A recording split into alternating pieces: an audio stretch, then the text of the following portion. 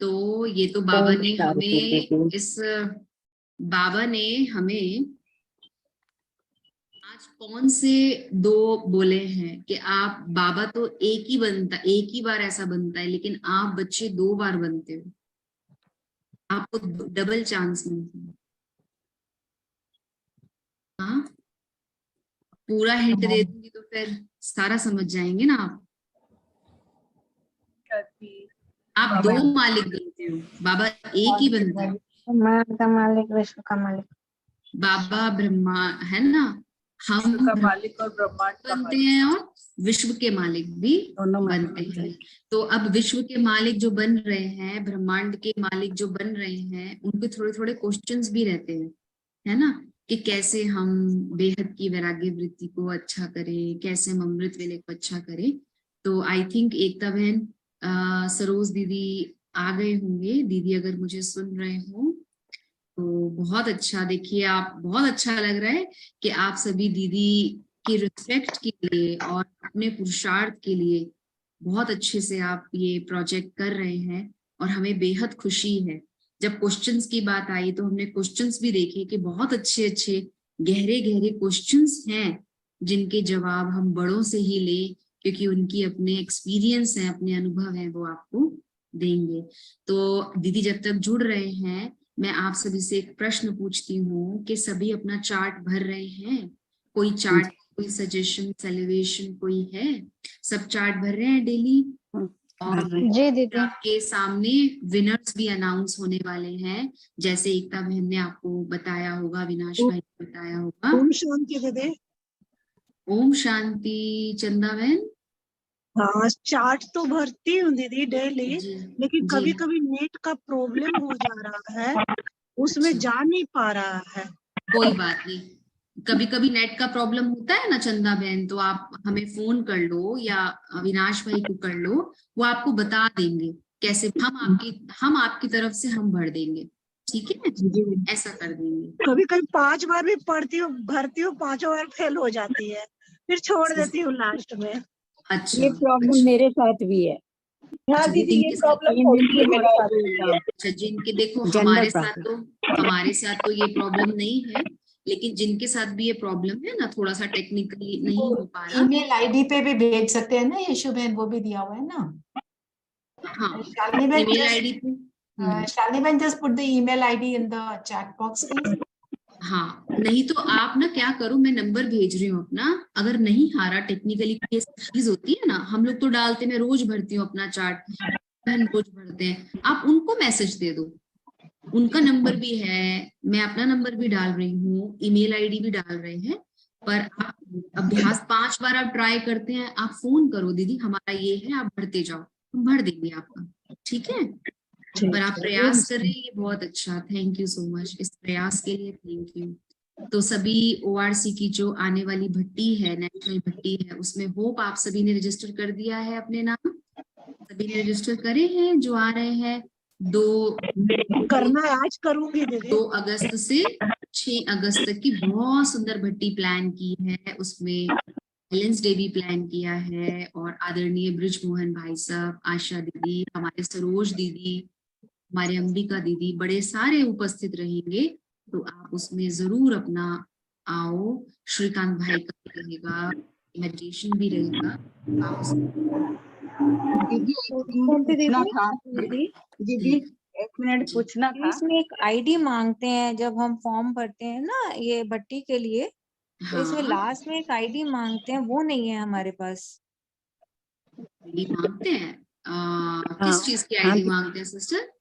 मैं बता। Spark ID ना, स्पार्क विंग की आईडी शायद, ऐसे ही कुछ है, मेरे को ध्यान की नहीं सिस्टर, आईडी तो नहीं होगा, एक बार आप दोबारा ओम शांति की आईडी है। ओम शांति आईडी है जो स्पार्क मेंबर है ना, रजिस्ट्रेशन मेंबरशिप आईडी दीदी, इशू में मेंबरशिप की मेंबरशिप पूछते हैं, उसमें हाँ, जीरो, अच्छा, उसमें 0 डाल देंगे तो इनका हो जाएगा। ठीक है। तो एकता बहन ने आपको बताया, तो आप उस चीज को देखो, ठीक है? ठीक फिर भी ठीक है अगर दीदी। नहीं समझ में आता तो फॉर्म दीदी पर एक बार एकता दोबारा बहन का रिपीट कर नंबर दीजिए। भी, शालिनी बहन आप जो हमारी सिस्टर ने बोला है ना, एकता बहन ने, उसको टाइप करके इसमें डाल दीजिए। आज कौन है एडमिन पे? शालिनी बहन। जी दीदी। अच्छा, अब पीछे से बहुत आवाज आ रही है तो सभी अपने को म्यूट कर लेंगे। नीलम आपकी तरफ से भी थोड़ा सा आ रहा है, चंदा बहन आपकी तरफ से भी है। चलो, तो बहुत सुंदर। और हमारे बीच में आज सैटरडे का दिन है और 20 मई है और मदर्स डे भी था। तो हमारी बाबा तो हमारा बड़ा बाबा माँ भी है, ब्रह्मा माँ भी है, मम्मा माँ भी है, और साथ में हमारे सरोज दीदी भी हैं। तो सरोज दीदी आपको पहले तो बिलेटेड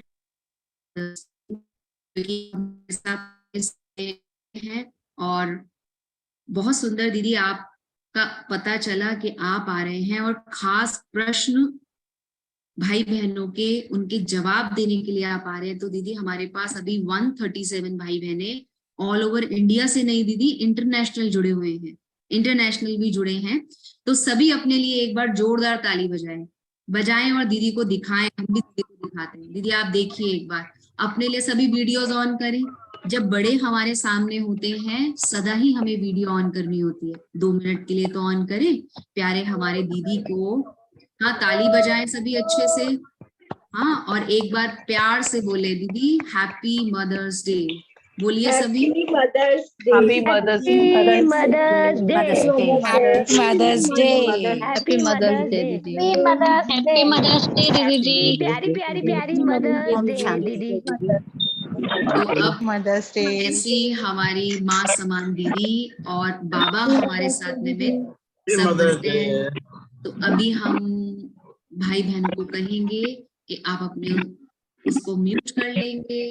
हम दीदी से बहुत सारी इनपुट्स लेने हैं, बहुत सारी चीजें लेनी है और टाइम बहुत कम है। तो एडमिन को हम कहेंगे कि आप सभी को म्यूट कर सके तो कर दे। आपको म्यूट कर दे, कोई दिक्कत तो नहीं? किसी को म्यूट कर दे तो ठीक है। देखिए सबसे पहले बोला रेडमी ने। अब रेडमी तो फोन का नाम है, बहन का नाम हमें पता नहीं है ना। तो सभी अपने जो फोन है उनको भी, उनके जो नेम है उनको रीनेम करके अपना नाम डालें। तो वेलकम सरोज दीदी, आपका बहुत बहुत बहुत इस हमारे प्रोग्राम में, हमारा तो नहीं हम कहेंगे कि ये प्रोग्राम में दीदी आपका बहुत बहुत स्वागत है। और थैंक यू, आपकी गाइडेंस समय प्रति समय हमें मिलती है दीदी। हमें तो ऐसा लगता है कि आप हर वीक ऐसे मिलें तो हमारे तो भाई बहनों की बौछार हो जाए दीदी। आज तो 140 जुड़ गए हैं भाई बहन जस्ट के प्रश्न उत्तर। दीदी हमारे बीच में जो हम प्रश्न है उसके जवाब क्या देंगे। तो एकता बहन से हम पूछूंगी कि एकता बहन हम शुरू करें, और दीदी फिर पहले दीदी प्रश्न शुरू कर लेते हैं ताकि धीरे धीरे हम उसको बोलें।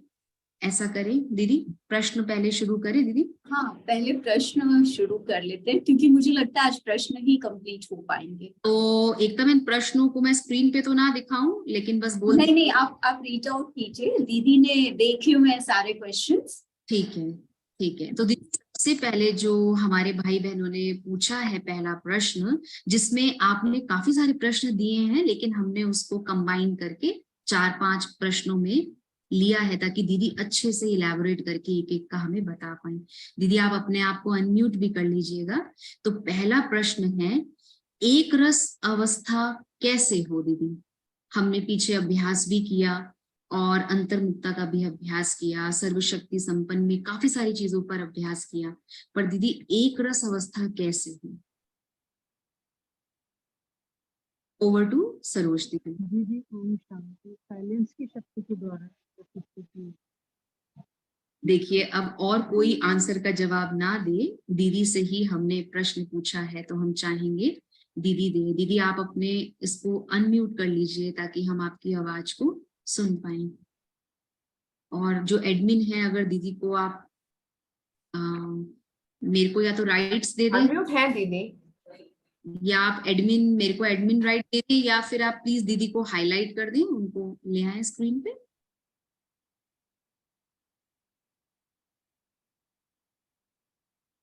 दीदी आप अनम्यूट करिए, दीदी अनम्यूट करिए वहां से जी।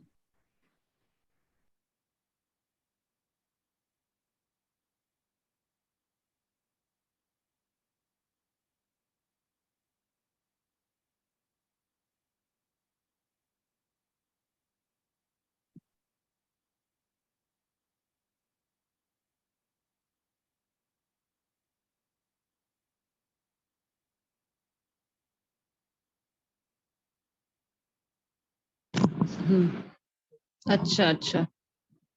ओम शांति। सुनाई दे रहा है? जी दीदी सुनाई दे सुनाई दे रहा है। जी दीदी दे रहा हाँ है जी। दीदी, पर आपका चेहरा नहीं दिखाई दे रहा हमें। चेहरा दिखाई नहीं दे रहा, वो भी। नहीं दीदी। दीदी सुनाई बहुत अच्छे से दे रहा है। अच्छा, अभी चेहरा भी दिखाई देगा। जी दीदी। अभी दिखाई दे रहा है? जी दीदी। अभी सामने रखना है।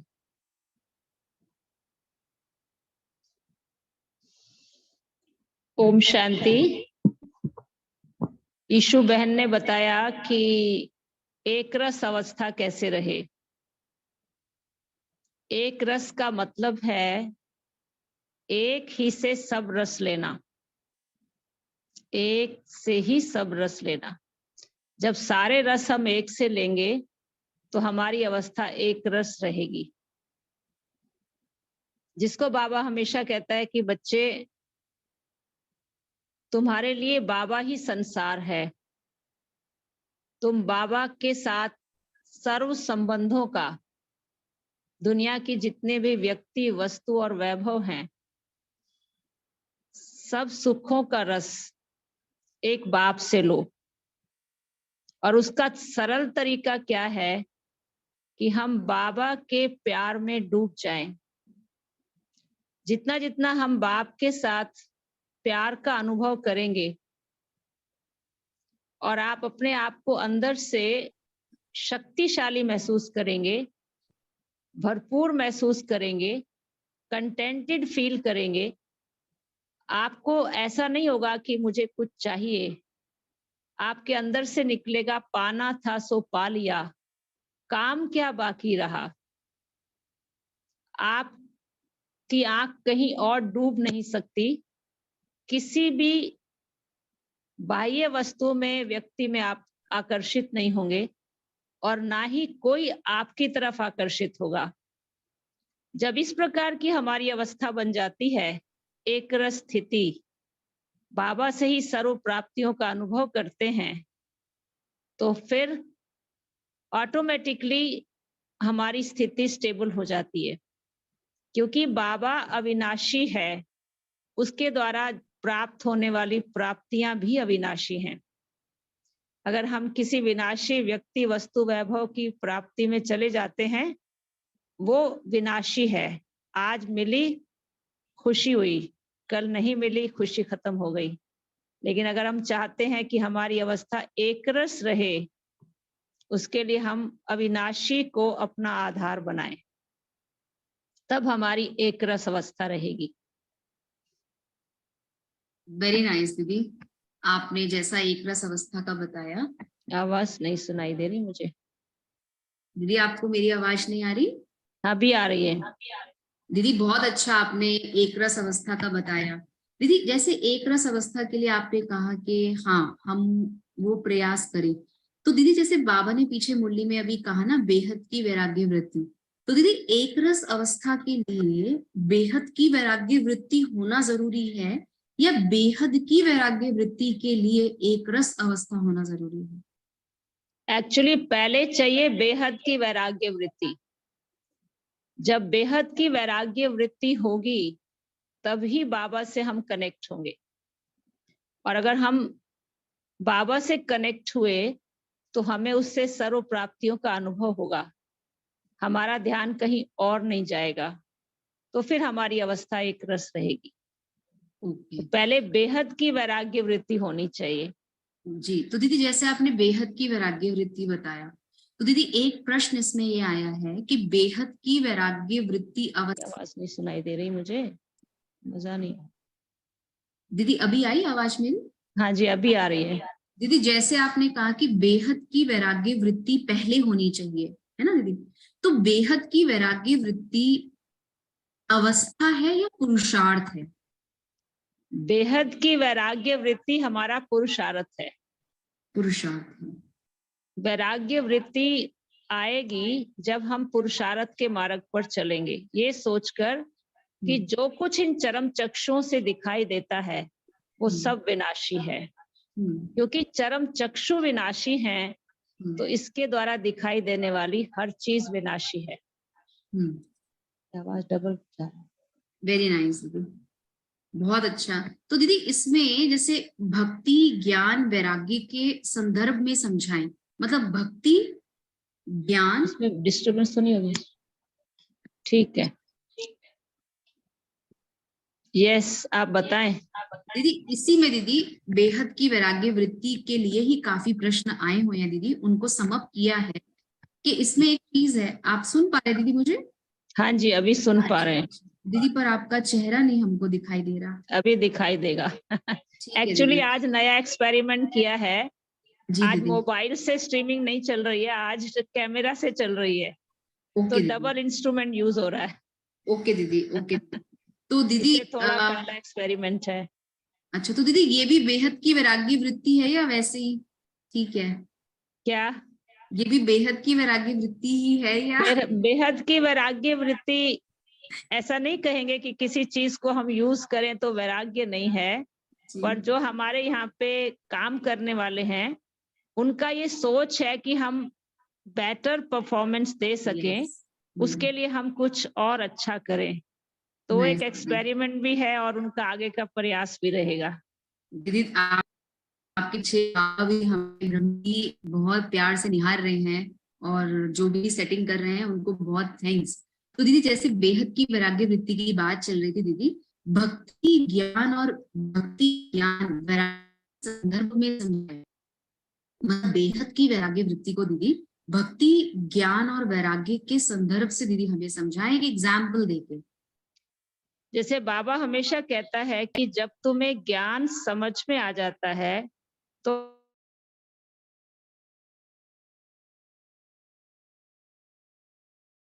दीदी आपकी वॉइस नहीं आ रही।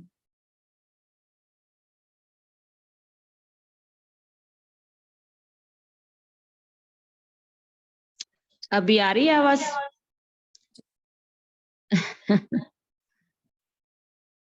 जब हमें ज्ञान मिल जाता है अच्छी तरह से, आत्मा क्या है, परमात्मा क्या है, और सृष्टि चक्र में मुझ आत्मा का क्या पार्ट है, मेरे जीवन का लक्ष्य क्या है, मैं क्यों जीता हूँ, सृष्टि के क्रिएटर के साथ मेरा क्या रिश्ता है, इन सभी बातों का ज्ञान मिलने से जो भी हम कार्य करते हैं वो ज्ञान युक्त होके करते हैं।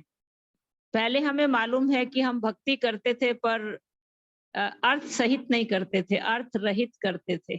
आज हम अर्थ सहित करते हैं, तो जब हमें कोई चीज बेटर मिलने लगती है तो ऑटोमेटिकली भक्ति के जो रिचुअल्स हैं उससे वैराग आ जाता है। तो पहले हमको ज्ञान मिलता है, फिर धीरे धीरे भक्ति से वैराग्य आता है। तो दीदी जैसे इसमें एक बहन ने क्वेश्चन किया है कि मेरी आंख रोज रात को 2 बजे खुल जाती है दीदी। एक बहन है, उसने कहा मेरी आंख रोज रात को 2 बजे खुल जाती है, 2-2:30 बजे खुल जाती है और मैं बाबा की याद में बैठ जाती हूँ पर योग नहीं लगता। लेकिन क्या होता है? योग नहीं लगता। योग नहीं लगता है, पर ये है कि मैंने बाबा का नियम पालन किया, इस चीज की खुशी उसको रहती है। एक अकेली एक बहन का तो नहीं होगा। इसमें ऐसा है कि हम सबको बाबा ने ज्ञान दिया है कि बच्चे 2 से 5 का समय बहुत अच्छा है। कई बार ऐसा भी बाबा कहता है बच्चे नींद अगर नहीं आती है तो अपने टाइम को आप इस्तेमाल करें, बाबा की याद में बैठ जाएं, कमाई करें। बाबा के डायरेक्शंस को हम फॉलो करते हैं जी। लेकिन उठ जाना और मेरा योग नहीं लगता, योग लगने का उठने से कनेक्शन नहीं है। दीदी योग लगने कई बार हमारा कोई शरीर की ऐसी तकलीफ होती है जिसके कारण से कईयों को पूरी रात भी नींद नहीं आती है, रात भर जागते हैं। और क्योंकि हम सभी पुरुषार्थी हैं तो कई बार ऐसा कोई संकल्प चलता है, उस संकल्प को लेकर के भी सोचते सोचते रात को नींद नहीं आती है। कई बार हम रात को अपने समय से लेट हो जाते हैं तब भी रात को नींद नहीं आती है। तो पहले तो हमें, और कई ऐसे हैं जिनका एक जिसको बायोलॉजिकल क्लॉक जैसे सेट होता है उसी हिसाब से उनकी आंख खुल जाती है। अब ये देखना है कि नींद ना आने का कारण क्या है, और मैं अगर 2 बजे उठती हूँ तो किस अवस्था में उठती हूँ। अगर मेरी नींद पूरी नहीं हुई है किसी भी कारण से और मैं उठ जाती हूँ तो मेरा योग नहीं लगेगा, क्योंकि मेरे अंदर में थकावट होगी। और अगर हमारा दूसरी बात, रात्रि को सोने से पहले एक तो हम वक्त पे सोए हैं, हमारी नींद पूरी हो गई है, तो जरूर योग लगना चाहिए। और योग लगने का एक तरीका और भी है कि हम जब रात्रि को सोते हैं तो सब तरफ से कम 2 घंटे पहले, सोने से 2 घंटे पहले अपने आप को सब तरफ से विथड्रॉ कर लें। बेशक हम आपस में मिलते भी हैं, पर संकल्पों के ट्रैफिक को बिल्कुल शांत कर लें। और सोने से पहले हम जैसे स्पार्कलर्स तो जानते हैं कि बाबा को चिट्ठी भी लिखते हैं, बाबा को चार्ट भी लिखकर सोते हैं, और हम कुछ ना कुछ ऐसा ज्ञान का अध्ययन करके सोएं। और अगले दिन के लिए आज का जो दिन बीता उसको हम रिव्यू करें। अगर हमसे कोई गलती हुई है उसको हम सॉरी करके खत्म करें, और दूसरे ने हमारे साथ कुछ किया है तो उसे हम क्षमा कर दें। आज के दिन को अगले दिन से कनेक्ट ना करें, पूरी तरह से अपने आप को साफ करके सोएं। और बाबा, अब मैं आपकी गोद में विश्राम के लिए आ रही हूँ। इस देह रूपी वस्त्र को, इस देह रूपी गाड़ी को, इस बिस्तर रूपी गैरेज में छोड़ के, तो ऐसे मीठे बाबा की गोद में हम सो जाएं। और अगले दिन, क्योंकि सवेरे उठते हैं तो मेमोरी बहुत फ्रेश होती है, जमीन तैयार होती है, जो बीज आप उसमें डालेंगे, फर्टिलिटी अच्छी होने से बीज का बहुत जल्दी फल निकलता है। तो अगर हम रात्रि को अपने श्रेष्ठ संकल्पों का बीज छांट के रख लें कि मुझे कल के दिन क्या श्रेष्ठ संकल्प अमृत वेले करना है, उसे आप सोमान भी कह सकते हैं। कोई भी अच्छा सोमान रात को लेकर के सोएं, और उसी खुशी के साथ सवेरे उन्हीं श्रेष्ठ संकल्पों से, उसी श्रेष्ठ सोमान से बाबा के बिल्कुल सामने बैठकर केवल और केवल उसी नशे से बैठें, तो आपका योग लगना शुरू हो जाएगा। लेकिन जब हम संकल्प श्रेष्ठ सोमान के साथ नहीं रखते हैं, बिना सोचे समझे सो जाते हैं, बातचीत करते सो जाते हैं, या कोई ऐसी बात करते हैं जो हमारा रात को वही संकल्प चलता रहता है, तो अगले दिन हमारा योग लगना मुश्किल हो जाता है। तो अपने संकल्प जो हैं, कल मुझे अपनी जमीन तैयार होगी, मेरे अंदर फ्रेश मेमोरी होगी, मैं बिल्कुल तैयार हूँ बाबा का वरदान लेने के लिए, तो अपना पहले से ही संकल्प रूपी बीज का चयन करें, अर्थात कोई श्रेष्ठ सोमान स्मृति में रखकर सोएं, और सवेरे उसी सोमान में बैठ के बाबा के सन्मुख बात करें, तो योग लगेगा। बहुत अच्छा दीदी, और बहुत सुंदर दीदी आपने बताया। लेकिन जिस चीज को दीदी आप कह रहे हैं ये समझ भी पा रहे होंगे, पर दीदी प्रैक्टिकल जब हम सिचुएशन में आते हैं या हम प्रैक्टिकल घर में होते हैं, तो उसको करने के लिए दीदी मैं समझती हूँ कि हमें बार बार प्रैक्टिस चाहिए, अभ्यास की आवश्यकता है। चाहिए दीदी। तो दीदी मैं यहाँ पर एकता बहन हमारा चौथा प्रश्न पूछने वाली है। मैं एकता बहन, अगर आप साथ में हैं मेरे, तो एकता बहन। ओम शांति।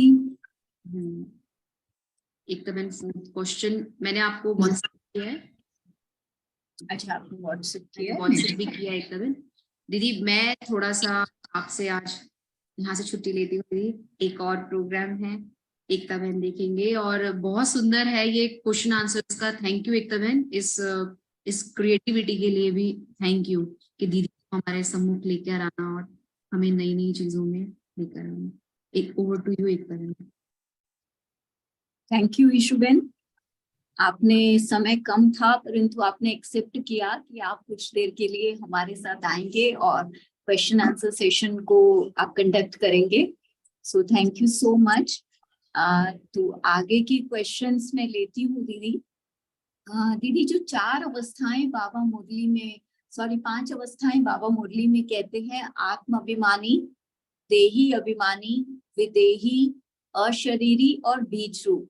इनमें क्या अंतर है? ये कुछ भाई बहनों के प्रश्न आए हैं, तो आप इस पर थोड़ा सा प्रकाश डालें। जैसे बाबा आत्माभिमानी स्थिति की बात है, तो बाबा हमेशा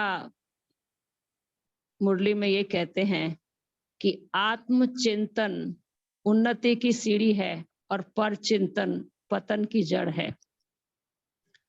तो आत्मचिंतन आत्माभिमानी स्थिति है।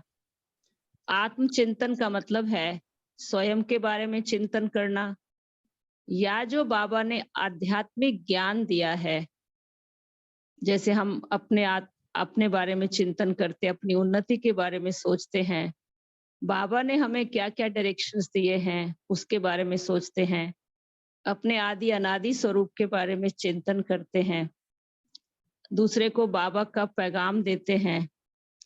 इस प्रकार की स्पिरिचुअल एस्पेक्ट्स पे जब हम हमेशा तत्पर रहते हैं और आपस में चर्चा करते हैं, ये हमारी आत्म अभिमानी स्थिति है। और अगर हम इससे हटके दैहिक संसार की बातें करते हैं, ये देह अभिमानी स्थिति है। और दूसरी बात है, दूसरा आपने देही अभिमानी स्थिति की बात कही है, तो देही अभिमानी का मतलब है देह में रहते हुए आत्मा के जो ओरिजिनल गुण हैं, जिसको हम कोर वैल्यूज कहते हैं, उसको अपने चरित्र से रिफ्लेक्ट करना। मैं आत्मा ज्ञान स्वरूप हूँ, शांत स्वरूप हूँ, प्रेम स्वरूप हूँ, पवित्र स्वरूप हूँ, शक्ति स्वरूप हूँ, आनंद स्वरूप हूँ। आत्मा की जो कोर वैल्यूज हैं वो हमारे कैरेक्टर से रिफ्लेक्ट हों, ये हमारी देही अभिमानी स्थिति है। क्योंकि जितना जितना हम देही अभिमानी स्थिति में स्थित होते जाएंगे, तो जो हमारी डिस वैल्यूज हैं, जो देह अभिमान के कारण आती हैं, वो अपने आप खत्म होती जाएंगी और आत्मा के गुण हमारे स्वरूप से रिफ्लेक्ट होते रहेंगे। ये आत्म अभिमानी देही अभिमानी स्थिति है। और इस स्थिति में कोई भी परिस्थिति आ जाए, पर आप अपने मूल गुणों से हटके किसी भी दैहिक भाव में आकर कर्म नहीं करेंगे। ये है हमारी देही अभिमानी स्थिति। तीसरी बात क्या है, जिसको कहते हैं विदेही। विदेही का मतलब, जैसे सिंपल सी बात है कि ये कहा जाता है विदेही राजा जनक।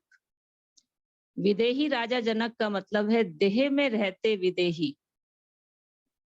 जैसे कहते हैं कि सबने सुना है कि जनक के बारे में कि उनको एक महात्मा जी ने कहा कि आप महलों में रह के भी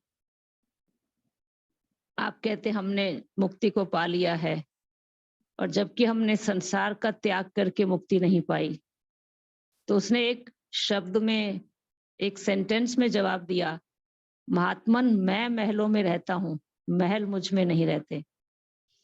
मतलब आप संसार में रह रहे हैं पर आप आसक्त नहीं हैं, अनासक्त भाव में रहकर हर कार्य क्षेत्र पर कर्म करते हैं। जीवन के हर पहलू में आप कर्म करते हैं, लेकिन अनासक्त हैं, किसी भी चीज में आपकी आसक्ति नहीं है। ये है विदेही स्थिति।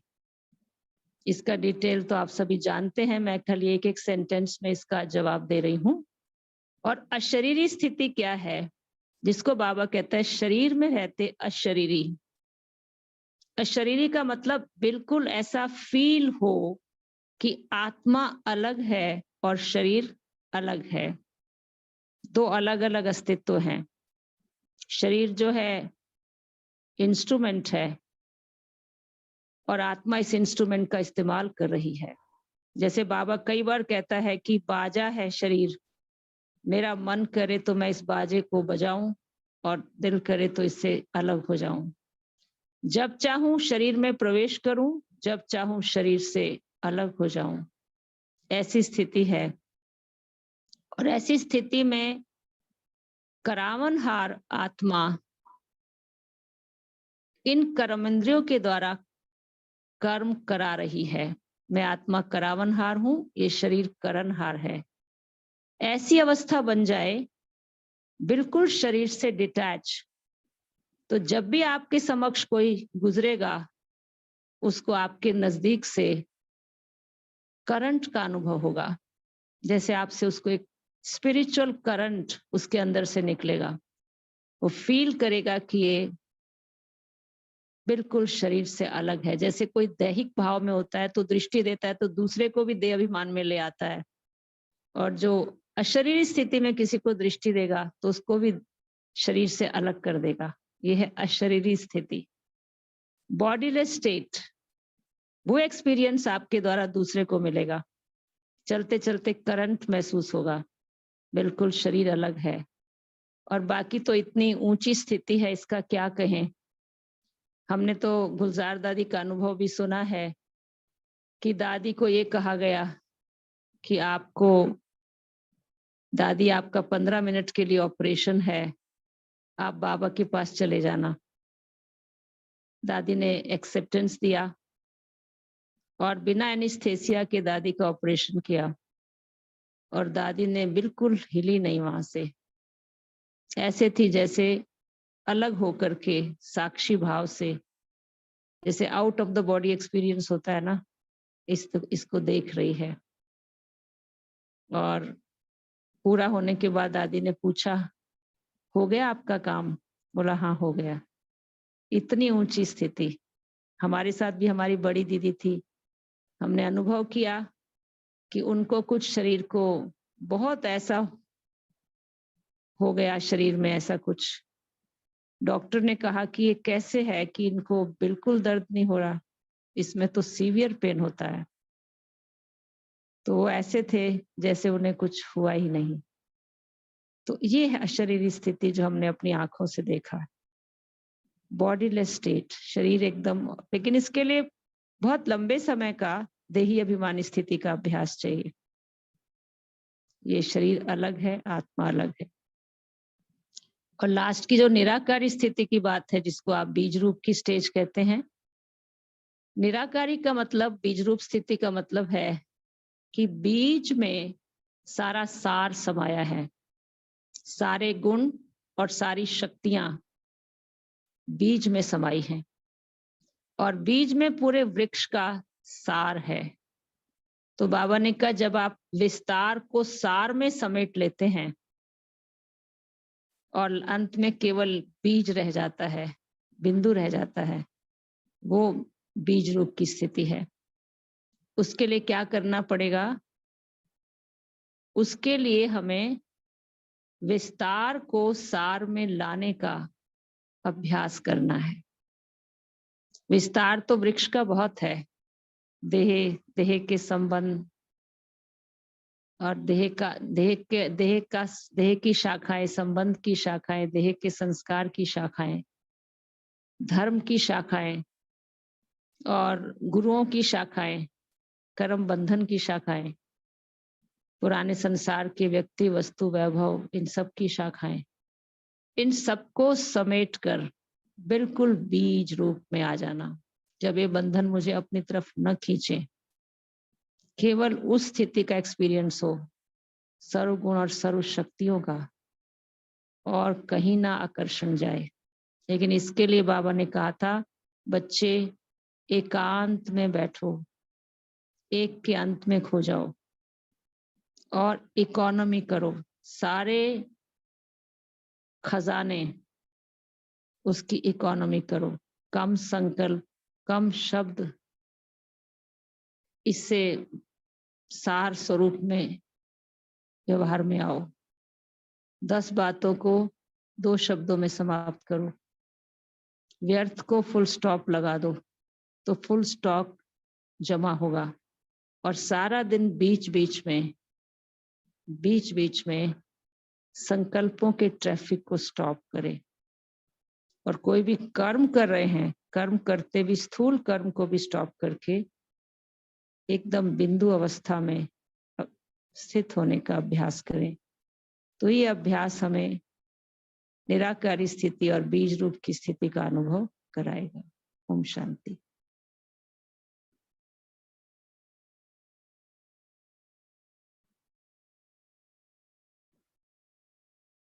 आपको शायद क्लियर हुआ होगा।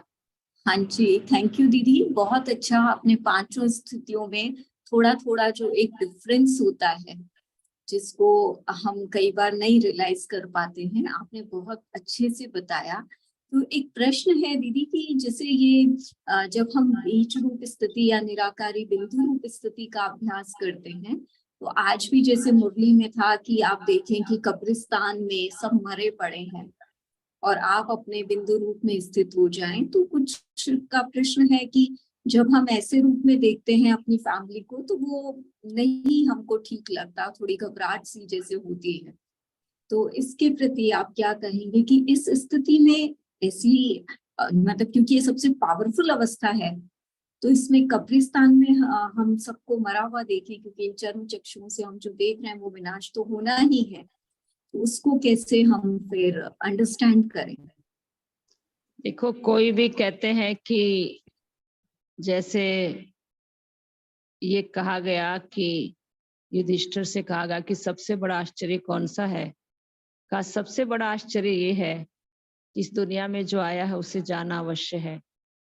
लेकिन आश्चर्य ये है कि ये बात हर कोई जानता है, परंतु वो अपने लिए नहीं जानता, दूसरे के लिए जानता है। ये आश्चर्य है। तो ये कटु सत्य है जिसकी एक्सेप्टेंस जरूरी है, क्योंकि सत्य है। शायद अभी मन स्वीकार ना करे, लेकिन अगर अभी से इसकी तैयारी कर लेते हैं पहले से ही, तो अंतिम क्षणों में हमें सुखद स्थिति का अनुभव होता है। ठीक वैसे बाबा कहता है दुनिया कब्रिस्तान है, बच्चे विनाशी है। और गीता में भगवान ने अर्जुन को भी कहा कि हे अर्जुन, उसने कहा ये मेरे मामे काके चाचे, मैं इनको कैसे मार सकता हूँ। उसने कहा अर्जुन ये सब मरे पड़े हैं, तुझे केवल मरे हुए को मारना है। ये तो एक तुम निमित्त हो। कहने का भाव है कि जैसे मरे हुए में मोह नहीं रहता, ऐसे तुम्हें जीते जी इनसे मोह को खत्म कर देना है। और रोज नहीं तो तुम्हें किसी ना किसी की न्यूज आएगी और तुम्हें दुख होगा। पहले से ही अगर आपकी कंडीशनिंग होगी कि देह तो एक दिन खत्म होने वाली है, तो आपको दुख नहीं होगा। ऐसे बाबा भी उस स्थिति का अनुभव कराते थे। बाबा भी हमेशा एक्सपीरियंस देते थे, कब्रिस्तान बनाते थे और सबको बाबा इस तरीके से लिटा देते थे शवासन में। और बाबा ऐसे बोलते थे कि आप महसूस करें कि हम ये दुनिया कब्रिस्तान है, सब मरे पड़े हैं। तो बाबा इस स्थिति का अनुभव इसलिए कराते थे कि अगर हमने पहले से ही किसी स्थिति को हम विजुअलाइज करते हैं और उस परिस्थिति को फेस करने के लिए अपने आप को एंटिसिपेट करते हैं, तैयार कर लेते हैं, तो जब सचमुच में वो परिस्थिति हमारे सामने आती है तो हमको उस परिस्थिति को पार करना सरल हो जाता है। तो अगर हमें आप ये कहो कि अच्छा नहीं लगता, ना भी लगता हो, पर जो सत्य है उसके लिए अपने मन को एंटिसिपेट करना, तैयार करना जरूरी है। जैसे अभ्यास बाबा कराता था ऐसे हम भी अभ्यास करते रहें तो हमें अच्छा लगने लग जाएगा। ओम शांति। ओम शांति। दीदी, क्या इस अवस्था से फिर वैराग्य सहज है आना? इस अवस्था से देखो, डेफिनेटली जब कोई चीज सब कब्रिस्तान में समाप्त होने वाली है, जब ये चीज विनाशी है, जैसे एक गीत बहुत अच्छा चलता है, मिट्टी से खेलते हो बार बार किस लिए, टूटे हुए खिलौनों से प्यार किस लिए। इसका मतलब क्या है कि जो पहले ही खिलौना टूटा हुआ है, मिट्टी का खिलौना है, उससे तुम बार बार प्यार क्यों करते हो जो तुम्हें अंत में रोना पड़े। तो ये सारी डीप रियलाइजेशन की बातें हैं। सेल्फ टॉक करनी है, अपने आप से बातें करनी है, इन सब एस्पेक्ट्स को समझ करके अंदर से रियलाइज करना है और इन बातों को एक्सेप्ट करना है, तो जितनी एक्सेप्टेंस बढ़ती जाएगी उतना वैराग्य आता जाएगा। सत्यता तो है ही, पर क्योंकि अभी तक हम दैहिक भान में आसक्त रहे, तो इन सत्य बातों पर चिंतन करना, इसका अभ्यास करना थोड़ा सा हमको मुश्किल लगता है। पर बाबा कहते हैं कोई चीज जब बार बार प्रैक्टिस में आ जाती है तो मुश्किल भी आसान हो जाता है। और दीदी एक प्रश्न आया है कि क्या जब 9 लाख तैयार हो जाएंगे तभी विनाश होगा? बाबा ने एक बार ये तो जरूर कहा था कि आपकी संपूर्णता की स्टेज आना, विनाश की ज्वाला को पंखा लगना। जितना जितना आप संपूर्ण स्थिति के नजदीक आते जाएंगे तो विनाश की ज्वाला भी तेज होगी। अब तुम्हारा संकल्प कभी तेज होता है तो विनाश ज्वाला भड़कती है, और तुम्हारा संकल्प शांत हो जाता है तो विनाश ज्वाला भी शांत हो जाती है। इसलिए बच्चे, विनाश किस लिए होगा? जब वहां पर राज्य करने वाले ही तैयार नहीं हैं तो विनाश किस लिए होगा? तुमने ही तो आके राज्य करना है ना। तो इसलिए बाबा कहता है बच्चे जल्दी जल्दी तैयार हो जाओ। तो बाबा का कहने का मतलब ये भी है कि हम समय से पहले तैयार हो जाएं। तो ये तो जरूरी बात है कि जब बच्चे तैयार होंगे, ऐसा समय आएगा तो ऑटोमेटिकली सृष्टि का विनाश होगा, हमारी संपूर्णता आएगी और विनाश की ज्वाला भड़केगी। नहीं तो वहां जाने के बाद जो है राज्य कौन करेगा अगर वो तैयार नहीं हुए हैं तो। पर इसका मतलब ये भी नहीं है कि हम कहें कि विनाश अगर हमारे कारण से रुका हुआ है तो इसलिए हम मस्ती से तैयार हो। नहीं, जब किसी का ये अनाउंसमेंट होती है, आजकल तो साइलेंट जोन बना दिया है एरोड्रम पे। पहले तो अनाउंसमेंट होती थी कि भाई प्लेन जो है आपकी इंतजार कर रहा है, जहां कहीं भी है जल्दी पहुंच जाएं। तो उसकी क्या हालत होती होगी, बड़ी स्पीड से भागता होगा वो। अब बाबा कहता है आपकी वजह से विनाश रुका हुआ है तो हमारी तो स्पीड तेज हो जानी चाहिए, न कि हमें अलबेले रहना चाहिए। तो ये हमको देखना है कि हमारा क्या पहलू है। बाकी तो बाबा ठीक कहता है कि आप संपूर्ण बनेंगे तो विनाश तो तैयार है ही, आपका इंतजार है। बाबा तो इंतजार कर रहे हैं, हम ही को अभी तैयार होने में समय लग रहा है, क्योंकि अपनी छोटी वो तो छोटी हमें करना है अपने को तैयार। हाँ, क्योंकि हम छोटी छोटी हदों से अपने आप को मुक्त नहीं कर पा रहे हैं। ऐसी एक बहन ने प्रश्न पूछा है कि मुझे बंधन है और मैं मधुबन बाबा के घर नहीं पहुंच पा रही हूँ, तो उसके लिए क्या विधि अपनाई जाए? देखो, मैं आपको एक बात बताती हूँ भक्ति का। मैंने एक बार एक सीन देखा था। तो जैसे भक्ति के रिचुअल्स होते हैं ना, तो ज्यादातर उसमें क्या मानते हैं कि जिसका पति ने देह का त्याग कर दिया, विडो हो गई, तो वो सुहागिन नहीं है, उसका मुख देखना ये अच्छा नहीं मानते हैं। जिस दुनिया में ऐसा मानते थे, आजकल तो वो नहीं रहा है। तो ऐसे ही शिवरात्रि का दिन था, दिखाया उसमें भक्ति में कि वो अब शिव के मंदिर में जा रही थी। तो कुछ महिलाएं जो सुहागिन थी, अपने को सुहागिन समझ रही थी, मतलब जो दैहिक सुहाग था जिनका, तो वो बड़ी खुशी खुशी मंदिर में शिव जी पर अपना जो भी श्रद्धा के पुष्प समर्पित करने जा रही थी। तो रास्ते में ये भी अपना श्रद्धा का पुष्प लेके जा रही थी। तो उनको पता था कि ये तो सुहागिन नहीं है, तो उनको उसने जोर से धक्का दिया, करे चल अब भागिन, तुमने हमारा दिन खराब कर दिया, रास्ते में तुम आ गई। तो उसको जैसे ही धक्का दिया तो वहां गिर गई और वो फेंट हो गई। और उसके बाद उसको बस यही भगवान से वार्तालाप चल रही थी कि भगवान, दुनिया में तो है इस संसार में इस प्रकार का सोच, लेकिन आपके घर में आने के लिए भी क्या मुझे यही बंधन रोक लेगा?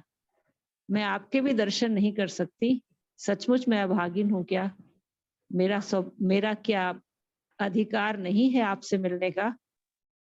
ऐसा सोच रही थी। सोचते सोचते, बात करते करते वो ध्यान में चली गई और वहां पर उसने पूरी तरह से शिव की लीला देखी इतनी अच्छी तरह से वो उसने शिव की लीला जो भक्ति में दिखाते हैं वो देखी, और वो इतनी प्रसन्न हो गई। लेकिन जो अंदर पहुंची थी धक्का मार के मंदिर में, वो तो वापस लड़ती हुई रोती हुई वापस आई कि देखो जी, हम मंदिर गए और हम तो दर्शन भी नहीं कर पाए। और इसने जो है वहां पड़े पड़े इतना अच्छी तरह से साक्षात्कार किया, मिलन मनाया। उसने बाद में थैंक्स दिया कि भगवान आपके घर में देर है अंधेर नहीं है। तो ये तो मानव की दुनिया है, इसमें तो संसार के नियम चलते हैं, पर आपके पास तो मैं जब आऊंगी मेरा दरवाजा खुला है। मैंने आज महसूस किया कि ऑलमाइटी आपके घर में ऐसा कोई भेद नहीं है। तो मुझे ये सीन देख के याद आ गया, ये जो बहन ने लिखा, मेरे पास भी एक भाई था जो मधुबन जाना चाहता था लेकिन नहीं जा पाया। तो मैंने उसको प्यार से कहा कि कोई बात नहीं, आप फिजिकली नहीं पहुंच पा रहे, कोई भी कारण या बंधन है, पर आप बाबा को याद करो, विजुअलाइज करो बहुत प्यार से, तो आप फील करेंगे कि बाबा आपसे मिलने आ गया है।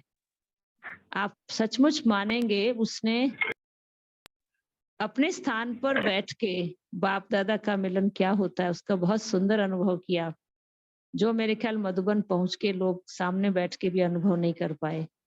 तो ये सारा खेल हमारी भावनाओं का है, क्योंकि भगवान को क्या चाहिए? बच्चों की भावना। ये बाह्य बंधन इस संसार के बंधन है। अगर हमारी लगन होगी तो ये बंधन भी एक दिन खत्म हो जाएगा और बाबा हमें सन्मुख ले आएगा। पर जब तक ये बंधन है तब तक हम अपने स्थान को मधुबन बनाएं, महसूस करें कि बाबा मेरे सन्मुख है, मुझसे बात कर रहा है, मुझसे मिलन मना रहा है, मैं विशेष आत्मा हूँ, बाबा मुझसे दूर नहीं, मैं बाबा से दूर नहीं। ऐसा फील वो घर बैठे भी कर सकती हैं। इसलिए चिंतित होने की आवश्यकता नहीं है, केवल हम पुरुषार्थ बहुत अच्छा करते रहें, और जो अच्छा पुरुषार्थ होगा बाबा आपका वो दिल भी पूरी करेगा कि आप मधुबन भी जा पाएंगे।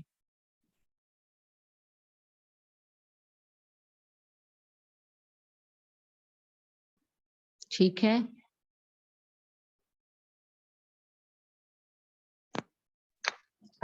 एक नेक्स्ट क्वेश्चन है कि जो जैसे वैराग्य की बात चल रही थी, तो वैराग्य तो आ जाता है जब विपरीत परिस्थितियां होती हैं, पर जब परिस्थितियां ठीक होती हैं तो वापस से सब नॉर्मल रूटीन चलने लगता है, वो वैराग्य वाली स्थिति नहीं रहती।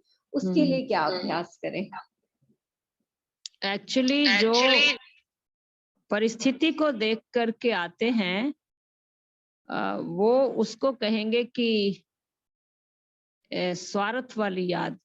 जैसे डॉक्टर की याद तब आती है जब बीमारी आ जाती है, तो डॉक्टर के सामने आ जाते हैं, और ऐसा पुरुषार्थ करें जो बीमारी आए ही नहीं। वो अच्छा पुरुषार्थ है या बीमारी आने पर डॉक्टर याद आए, या डॉक्टर के प्रिकॉशंस सदा याद रहें, हम उन प्रिकॉशंस के साथ चलते रहें ताकि बीमारी आए ही ना। दोनों में से क्या अच्छा है बताएं? अगर ये अच्छा है कि कोई मुझे मुसीबत आई और मैं बाबा के पास दौड़ी आ गई, और जिस दिन मैंने बाबा के सामने आई, मेरा वो काम हुआ, फिर मैं बाबा को भूल गई, मैं फिर से आसक्त हो गई संसार में, और जब जरूरत पड़ी, बाबा मेरे तो एक आप दूसरा न खोए, बाबा क्या रखा इस दुनिया में, मैंने सब कुछ देख लिया है। सचमुच बाबा आप बिल्कुल सच कहते हो, अब तो समझ में आ गया है। उस समय ऐसे कह देना, और बाद में you revert back to the old behaviour as you were in the past. क्यों ऐसा होता है? क्योंकि हमने डीप रियलाइजेशन के बाद हमने बाबा से वार्तालाप नहीं की, हमने केवल परिस्थिति को देख के हम अपना काम करवाने के लिए बाबा के पास आए। ये तो भक्ति का संस्कार है। लेकिन ज्ञान ये कहता है कि बाबा ने हमें समझ दे दी है, डीप अंडरस्टैंडिंग दी है। बच्चे, तुमने 63 जन्म धोखा खाया, तुम भटकते आए, दर दर ठोकरें खाई। बच्चे, आप अनुभवी है ना? अनुभवी बार बार धोखा नहीं खाते हैं। आपने कितनी बार धोखा खाया है, आज मिला क्या? तुमने अपना पैसा भी गंवाया, भक्ति में, लोकलाज में, और व्यर्थ के फालतू के खर्चे में आपने सब कुछ गंवा दिया। अब केवल इस जन्म में बाबा मिला है, वो अनुभव तो तुम कर चुके हो। अब मेरा भी अनुभव थोड़ा कर लो, मेरे से भी बात करके देखो। तो जो समझदार हैं वो धोखा खाने के बाद बार बार वहां नहीं जाएंगे, वो एक्सपीरियंस कर चुके हैं। अब तो उन्हें वक्त दे करके बाबा के साथ का अनुभव करना है। तो ये है बेहद की वैराग्य वृत्ति की किसी भी कॉस्ट पे, कितने भी प्रलोभन आ जाएं, अब मैं वापस उस प्रलोभन में आके अपनी जिंदगी को खराब नहीं करूंगी। अब मैं केवल बाबा के पास आई हूं जो अविनाशी है, निश्चय से, श्रद्धा से और सर्व संबंधों से मैं बाबा को याद करूंगी। तो जब आप ऐसा अनुभव करना शुरू करेंगे, प्राप्तियां बहुत होंगी आपको, और प्राप्तियां धीरे धीरे आपको तृप्ति का अनुभव कराएंगी। आपका ध्यान कहीं और नहीं जाएगा और सदा सदा के लिए आप बाप के लव में लीन हो जाएंगे, कंटेंटेड फील करेंगे, इच्छा मात्रम अविद्या की स्थिति हो जाएगी। ये है वास्तव में सदा काल के लिए बेहद की वैराग्य वृत्ति। ठीक है ना? अल्पकाल की नहीं, शमशानी वैराग नहीं, स्वार्थ के आधार पे नहीं। राइट? बहुत सुंदर दीदी, बेहद की वैराग्य वृत्ति का ये वीक था और आपने आज भी इसको बहुत अच्छे से स्पष्ट किया। फर्स्ट डे भी आपने इसे बहुत अच्छे से स्पष्ट किया था कि बाबा के लव में जब हम लवलीन रहेंगे तब हम बेहद की वैराग्य वृत्ति अपना सकेंगे, और आज भी आपने उसी को और इलैबोरेटेड वे में हमारे सामने रखा है। दीदी, दो लास्ट क्वेश्चंस हैं। एक क्वेश्चन है कि जैसे अभी हम बात कर रहे थे कि बाबा से बातचीत की और ये सब, तो आजकल कमेंट्री का बहुत ज्यादा फैशन है, मैं ये कहूंगी, है ना? तो हम डिपेंडेंट हो गए हैं कहीं ना कहीं योग लगाने के लिए। लेकिन यदि हमें कमेंट्री का आधार नहीं लेना है तो अमृत वेला 1 घंटा हम किस प्रकार से योग करें, और परम धाम में टिकने के लिए हमारे क्या संकल्प होने चाहिए, ये एक प्रश्न आया है। मुख्य रूप से हमें ये देखना है कि इनिशियल स्टेज में हमें किस प्रकार के थॉट्स लेने हैं। तो कमेंट्री हमें बहुत मदद करती है इनिशियल स्टेज में, क्योंकि हमें ये मालूम ही नहीं होता है कि किस तरह की बाबा से कन्वर्सेशन करनी है। अगर बाबा ने मुझे प्राप्तियां कराई हैं, किस तरह से हमें भगवान की उन प्राप्तियों का एहसास करना है, किस तरह से आत्माभिमानी स्थिति का अनुभव करना है, ये हमें इनिशियल स्टेज में पता नहीं होता। तो हम कमेंट्री को लगाते हैं, पॉजिटिव थॉट्स लेते हैं और हमें बहुत अच्छा लगने लगता है।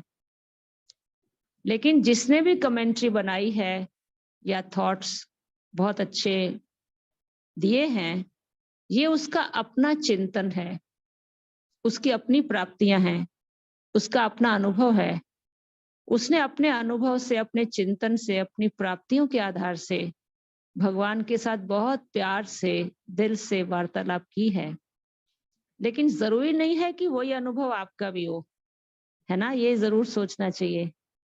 आपको एक तरीका आ गया, वो बहुत अच्छी बात है।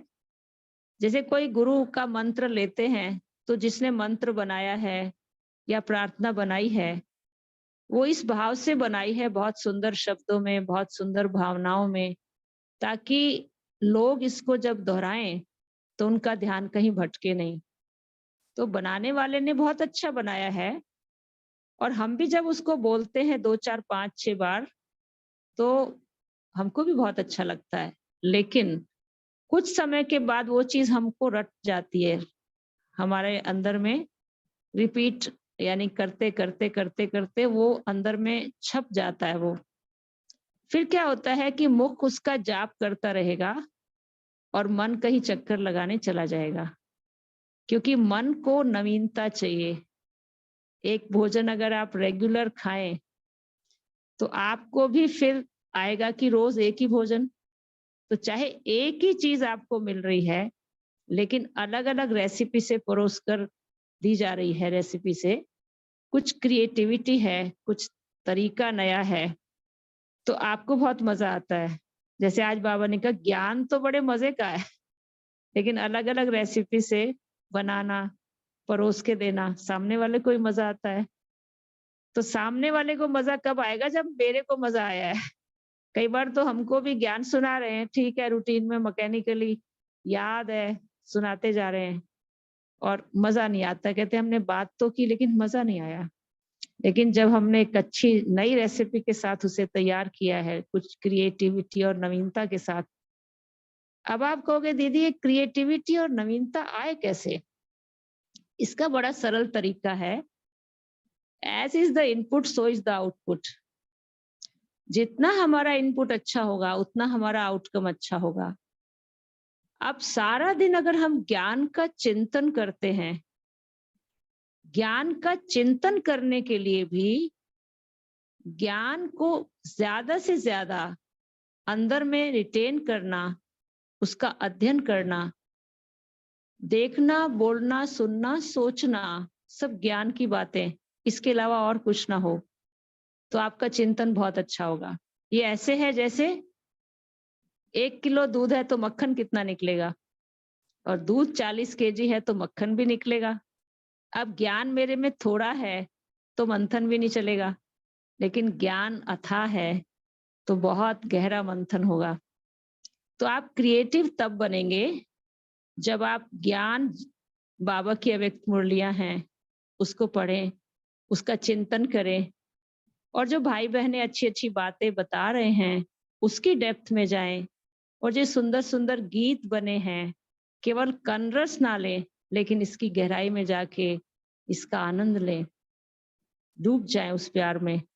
अगर इस प्रकार का इनपुट मेरा रेगुलर चलता रहा और फिर उसके बाद थोड़ा सा अपने को स्पेस दें सोचने के लिए, जो मैंने सुना है कितनी गहरी बात है, मैंने इसको किया है कि नहीं किया है।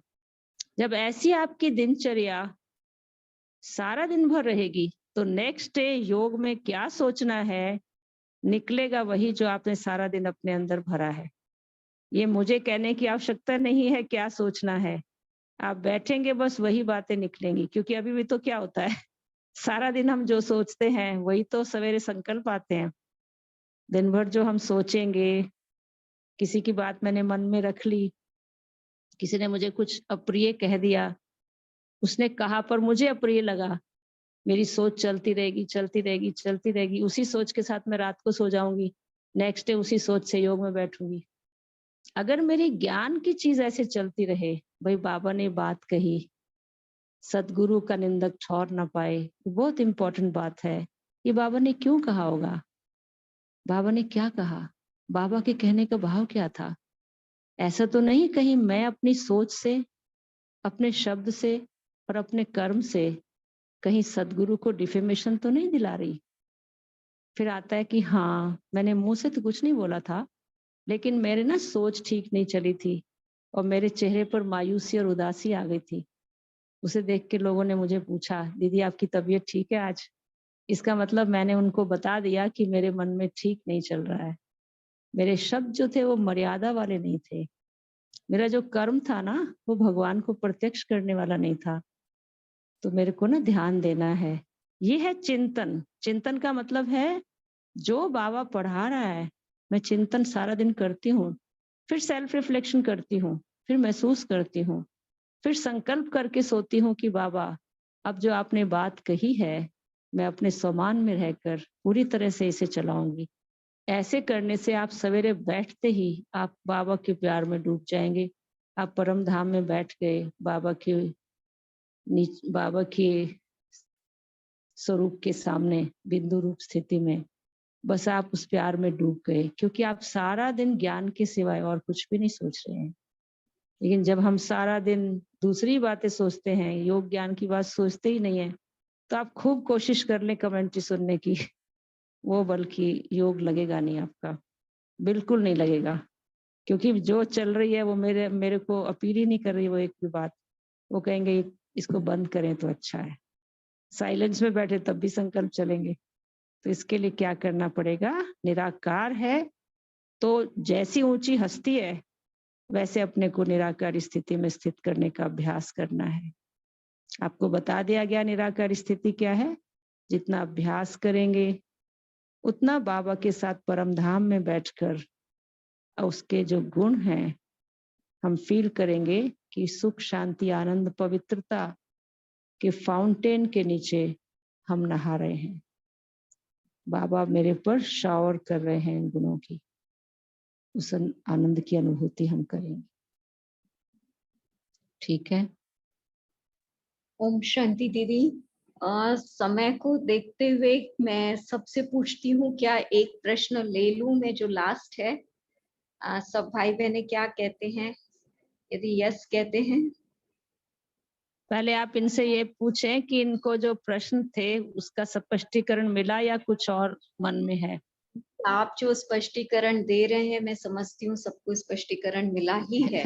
आपको मिल गया होगा, लेकिन सबसे पूछे ना। सबको मिला है। दीदी मिल गया। दीदी देखिए आ गया है 100%। 100%। कुछ और लास्ट thanks प्रश्न ले लीजिए दीदी, लास्ट प्रश्न ले देने लीजिए। के लिए। कुछ thanks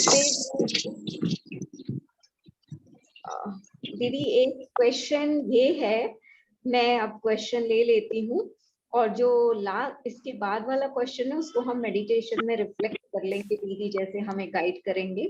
क्वेश्चन ये है दीदी कि एक बहन ने पूछा है कि मैं जो है अपने बच्चों से मोह नहीं निकाल पा रही, मैं उनको आत्मिक स्वरूप में नहीं देख पाती हूँ, तो उसके लिए क्या करूँ?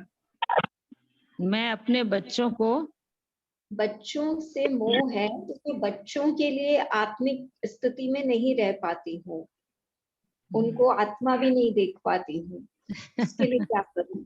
इसमें तो देखो ब्रह्मा बाबा को सामने लाओ। जब बाबा के तन में शिव बाबा प्रवेश हुए थे और बाबा ने अपना साक्षात्कार कराया था ब्रह्मा बाबा को, तो बाबा के मुख से निकला था अलिफ को अल्लाह मिला, बे को मिली झूठी बादशाही, मिली तार अलिफ की हुआ रेल का राही।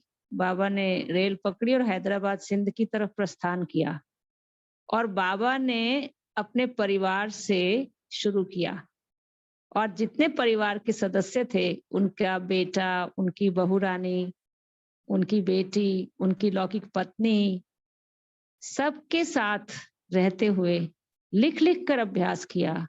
यशोदा भी आत्मा है, निर्मल शांता भी आत्मा है, ये नारायण भी आत्मा है। केवल कहा नहीं, उस स्वरूप में स्थित होकर अभ्यास किया, लिख लिख कर अभ्यास किया, लंबे समय तक अभ्यास किया और एक स्थिति ऐसी आ गई कि बाबा की दृष्टि से लौकिक संबंधियों को बाबा के भविष्य स्वरूप का साक्षात्कार होने लगा। उनको ब्रह्मा दिखाई नहीं देता था, लेकिन बुजुर्ग शरीर दिखाई नहीं देता था, उनको अपने लौकिक संबंध का कोई भान फील नहीं होता था, बल्कि उनको उनके स्वरूप से श्री कृष्ण का साक्षात्कार होता था। तो ये था उनके तप का रिजल्ट। अब क्या है कि हम लोग तप करना नहीं चाहते, हम चाहते हैं कि हमें सब कुछ मिल जाए बिना तप के।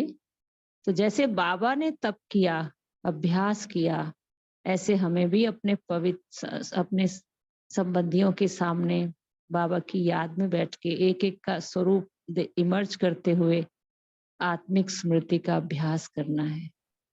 और ये अभ्यास हमें नष्ट मोहा बनाएगा। और दूसरा, बाबा ने एक बात और भी कही है, बच्चे ये नहीं कहना चाहिए मेरा बच्चा। जहां मेरापन है वहां पोजेसिवनेस है, वहां मोह है। और जब हम ये कहते हैं ये बाबा के बच्चे हैं, मैं भी बाबा की हूँ, ये सब बाबा के बच्चे हैं, बाबा इनको सस्टेन कर रहा है और बाबा ने मुझे इस सेवा स्थान पर केयर टेकर रखा है।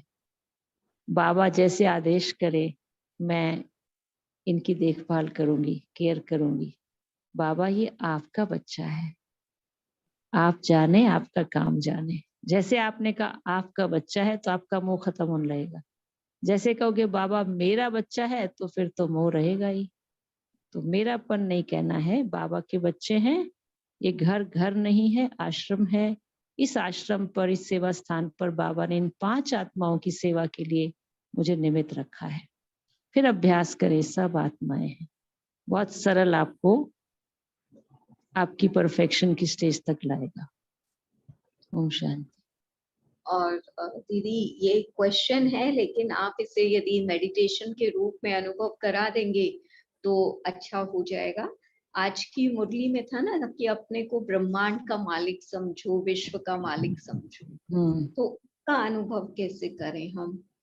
तो मैं समझती हूँ कि आप यदि इसे अनुभव ही करा दें तो प्रश्न का उत्तर भी मिल जाएगा और समय भी बच जाएगा।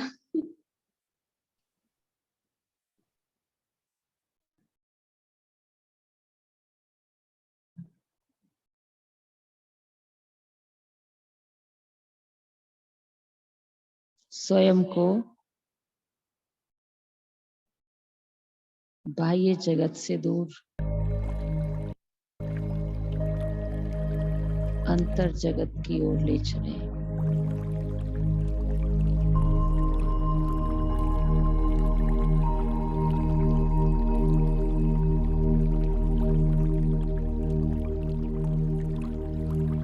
त्रिकुटी के मध्य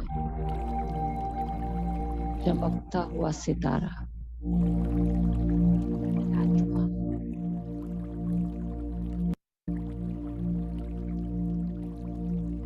इस शरीर से भिन्न हूं।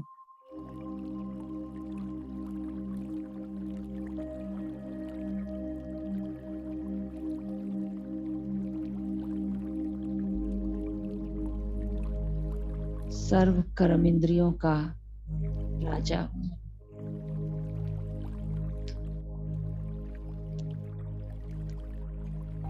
मैं जब चाहूं इन कर्म इंद्रियों का आधार लेकर कर्म क्षेत्र पर आऊं।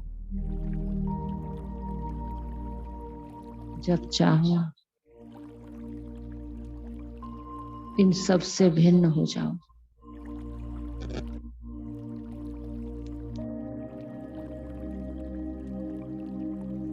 मैं आत्मा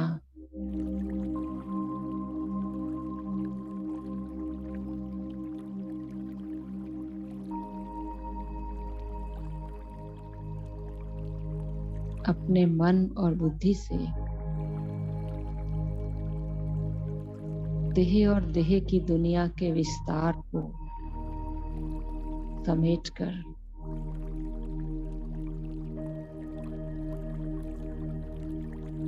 अपने सार स्वरूप में स्थित होकर उड़ चली अपने धाम की तरफ।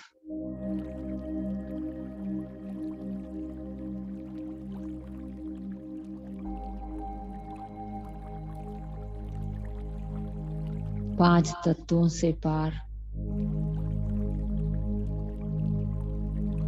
सूक्ष्म लोक से भी पार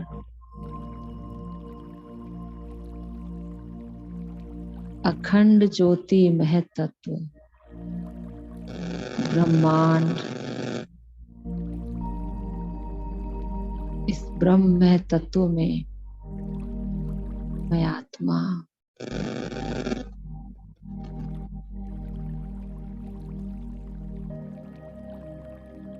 बिंदु स्वरूप में स्थित हूं।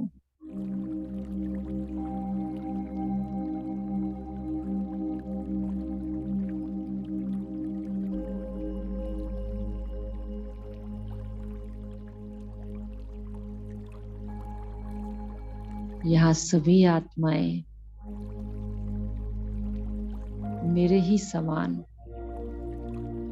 चमकते हुए दिव्य सितारे हैं।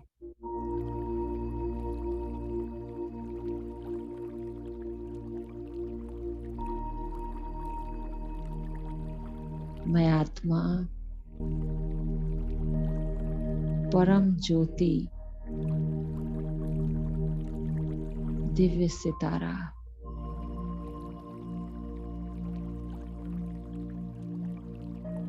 परम पिता परमात्मा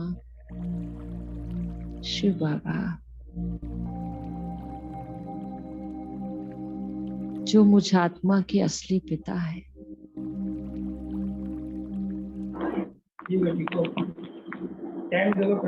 ब्रह्मांड के मालिक हैं,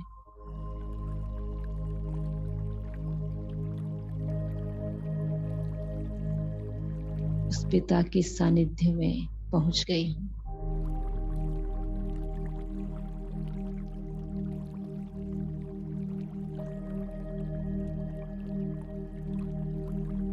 मैं आत्मा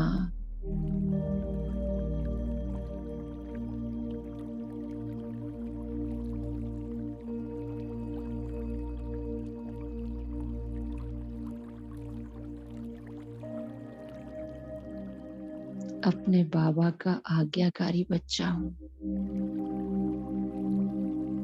सपूत बच्चा हूँ, मीठे बाबा के इशारे पर कुर्बान हूँ। नैनों का नूर हूँ।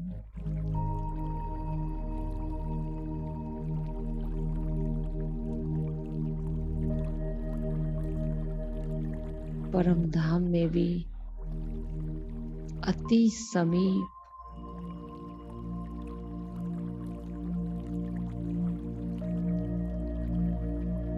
बाबा का सानिध्य प्राप्त कर रही हूँ। मुझे नशा है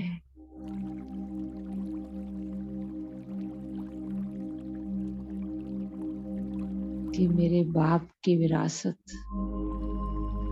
मेरी विरासत है, मेरे बाप की प्रॉपर्टी मेरी है, बाबा मेरा है, मैं बाबा की, बाबा मेरा।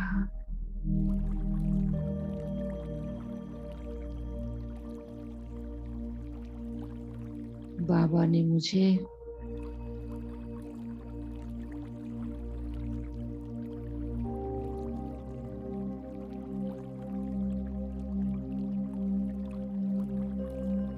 अपने असली स्वरूप का ज्ञान देकर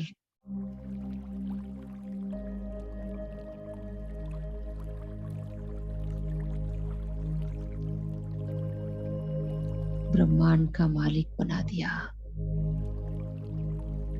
मैं आत्मा ब्रह्मांड की भी मालिक हूँ, विश्व की भी मालिक हूँ। मुझे ये नशा है, खुशी है।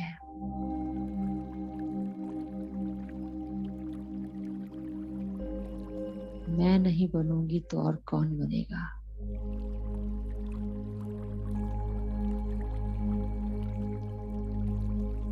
क्योंकि मैं बाबा के अति समीप हूँ।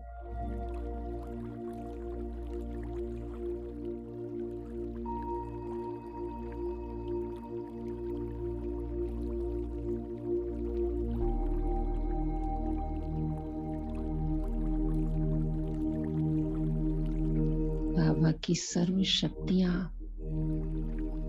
सर्वगुण, असीम शांति मुझ में समाहित है। मैं इन खजानों से भरपूर होकर धीरे धीरे लौट रही हूँ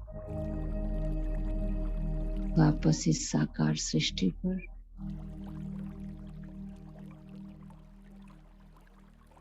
भ्रिकुटी में बैठ जाती हूँ और इसी नशे और खुशी में विचरण करती हूँ।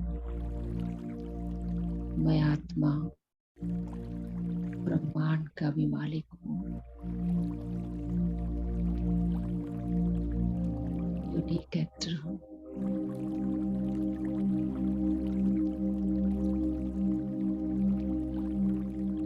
मुझे अपने कर्म से अपने पिता का पैगाम देना है। ओम शांति शांति शांति।